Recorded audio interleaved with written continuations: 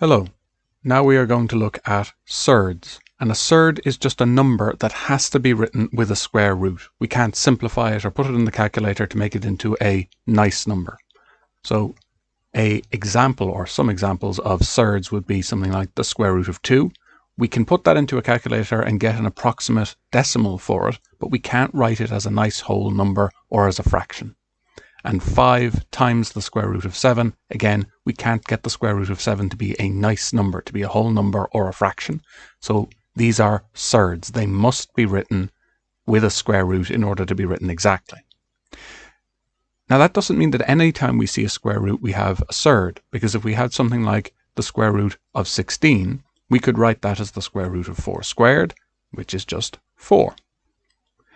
So we must write it with a square root. Not that there happens to be a square root involved in part of our work with the number, but that it cannot be simplified to a whole number or a fraction. So in general, what we're saying is if we have a non-perfect square, so 16 can be written as 4 squared, so it's a perfect square. If we can't get a perfect square underneath the square root, then we have a surd. And as I've alluded to already, we can't write these as exact whole numbers or fractions. So we say that they are irrational. A rational number, so rational number, is a number that can be written as a fraction. And these numbers can't. So we say they are irrational, not rational. So they're numbers that cannot be written as fractions. Let's have a look at how we can simplify some of them, because just because we can't write them as really nice numbers, we can simplify them. We can make them easier to deal with. So if we take our first example here, we have the square root of 25. Well, the square root of 25 does actually go to a nice number. It is a rational number. It isn't a surd. That can be written as 5 squared, which is going to be the same as 5. Now, the reason I've given this non-surd example is because it leads into here. If we have the square root of 50, the way that we could simplify this is to try and factorize it so that one of the factors is a perfect square. And let's do this as an example to see what I'm talking about. 50 is the same as 25 multiplied by 2.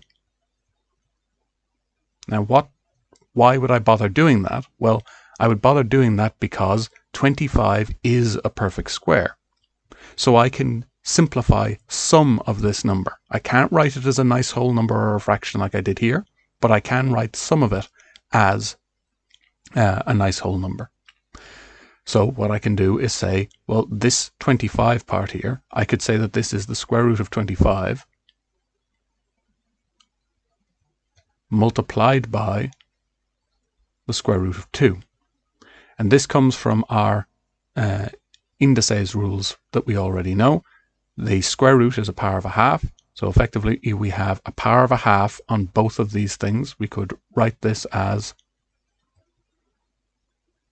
25 by 2, all in a bracket to the power of a half. And then we could have 25 to the power of a half times 2 to the power of a half. So this is where this fact is coming from. We know the square root of 25 is the same as the square root of 5 squared. That's times root 2. There's nothing we can do with the root 2 part, but we can say the square root of 25 is just going to be 5. So this is 5 multiplied by the square root of 2. Now, one notational thing you need to be very careful of with these questions is that this is the number 5 multiplied by the square root of 2. If we're not careful with the way we write it, we might get that confused with this.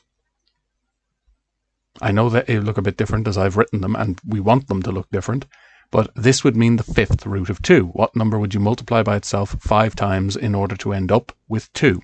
And this means 5 multiplied by the square root of 2. So we need to be careful. This is a large number 5, a big number 5, sitting next to a square root, and that we don't write this number too small so that it could be confused with the 5th root of 2. Now let's do these steps again. Can I write 20? Can I factorize 20 so that one of the factors is a perfect square? Well, I think through all of my different options. I know I have 2 squared, 3 squared, 4 squared, 5 squared, 6 squared, so on.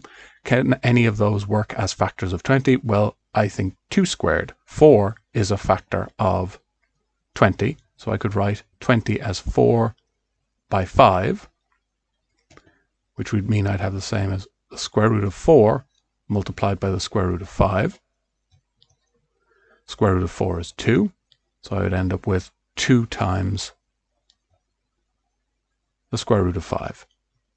So that is how we can work this. There aren't that many perfect squares that we deal with on a regular basis. So we simply cycle through them and say, is 4 a factor of 20? Is 9 a factor of 20? Is 16 a factor of 20? Is 25 a factor of 20? Well, in this case, it was a fairly short process. We found that 4 was the biggest factor of 20, the biggest perfect square factor of 20.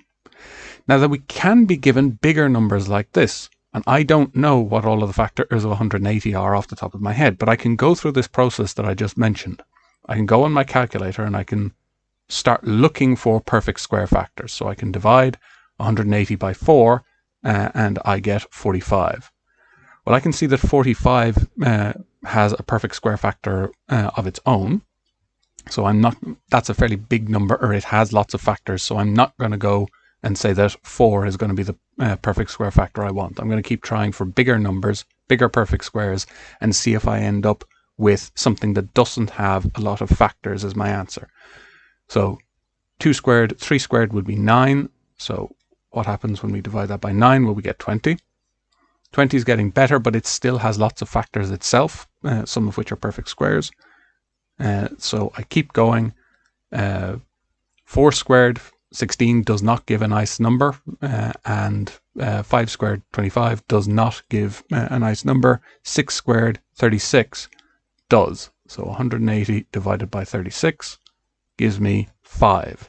Now there's no perfect square factors there. So I think that breaking this up into 36 times 5 is probably the best that I can do. So I just cycle through the possibilities and say there aren't that many perfect squares that I can run into.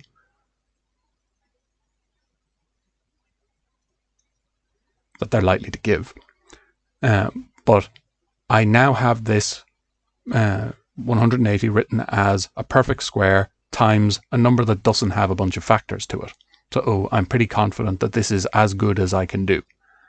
Factoring out 4 or factoring out 9 isn't nothing. We would get some marks for that, but it's not the best that we can do. If you did end up taking out a smaller factor, you would simply do it again. So if you ended up with 20, you would simply take out another factor again.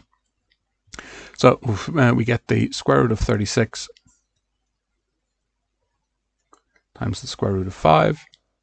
We can break up those square roots because they are multiplied together. This does not in any way work with addition. This only works because of our rules of indices with multiply. So it is important that as we're thinking of it in terms of our work that we've done in powers on a bracket, it means you put the power on each of the thing inside the bracket when they're multiplied, but not under addition. So this does not work for adding.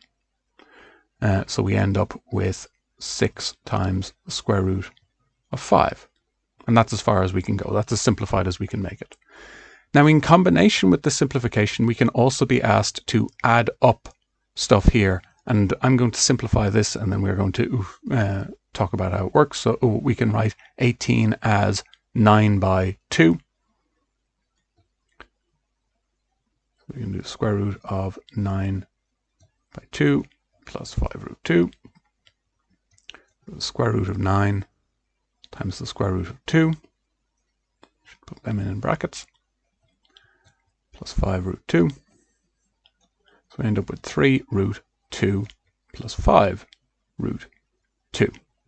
Now both of these are root 2s. I'm effectively counting up how many root 2s I've got in total. So I have 3 plus 5 is 8 root 2s. So the root 2, because it can't be simplified, ends up acting quite like a letter. But the logic anyway is the same. I have 3 of these things plus 5 of these things. So in total, I have 8 of these things. And that's all we have to do. So we can simplify our root 27 and our root 12.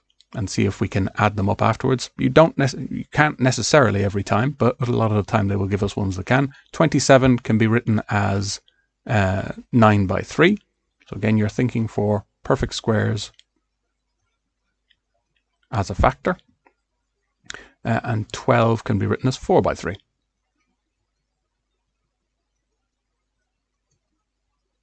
And if we're unsure, we can do exactly what I did here, trying to divide in perfect squares and see which ones work. So you end up with your root 9 times your root 3 plus your root 4 times your root 3. So we end up with 3 root 3 plus 2 root 3. So we have 3 of these and 2 of these. In total we have 5 root 3's. Now what happens if we multiply the square root of 5 by the square root of 5? Well, we can probably write this in indices as easily as anything else. We'll talk about the reasoning of this in just a moment. That's to the power of a half times 5 to the power of a half. Well, I have the same base number, so that means I can add the powers. So that's 5 to the power of a half plus a half. Well, a half plus a half is just 1. That's 5 to the power of 1. So when we multiply the square roots of 5 together, we have root 5 times root 5 gives just 5. Now this, to a certain degree, makes sense. What does a square root mean? What number would you multiply by itself in order to end up with 5? Well, if you multiply that by itself, you ought to end up with 5. So that is the reasoning argument for why you end up with 5, and you can see an indices, a powers argument for it as well, based on our previous work with powers. So the square root means what number do you multiply by itself twice in order to end up with 5. If you multiply 2 of those together, you ought to end up with 5. Now we can combine all of the stuff that we've done for multiplying out brackets. So this is just normal bracket multiplication. So we're going to multiply this out. So you have 3 on 4, and the surds in these questions work very much like letters, except if we're multiplying 2 of them together, 2 of the same surd together, you end up getting rid of the surd, and we've seen why. Plus root 2 on 4 minus root 2, and you just multiply this out as normal. So 3 by 4, we'll write it out. So if we multiply this out, I've given myself a little more space. This is just normal bracket multiply, but then we have to be careful with our indices. So we have 3 by minus root 2 is going to be minus 3 times root 2, same here, and then root 2 times minus root 2, well, I end up with minus, and root 2 times root 2 should end up with just 2 for the argument that we gave down here. And then I add up my like terms because I'm counting up how many e square root 2's I've got here, and I'm counting up how many units I've got here. So now we can multiply this one out as well as another example. Now again, this is just normal bracket multiplication, but once we get down to this line, we have to be careful. Root 3 times root 3 is going to give us 3. And then 2 times root 3, we write as 2 root 3. Minus 2 times root 3 is minus 2 root 3. And minus 2 times plus 2 is minus 4. And then we see our surds terms sum to 0. And we end up with 3 minus 4 is going to be minus 1. Now it's surprising the surds disappeared in this case, but if we go back up and look at the brackets we started with, we see a minus b multiplied by a plus b, which might make us think of a squared minus b squared. So we had hidden difference of 2 squares going on in that question, and that's a way that they could bring in a surds question. And that is what we need for now.